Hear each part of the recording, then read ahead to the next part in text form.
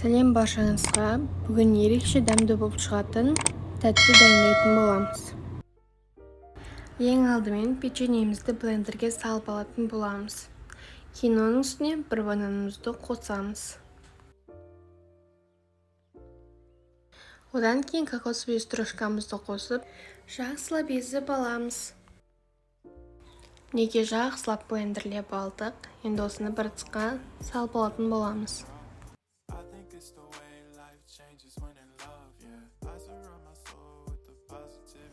Қолымыздың көмегімен домалақтап алатын боламыз.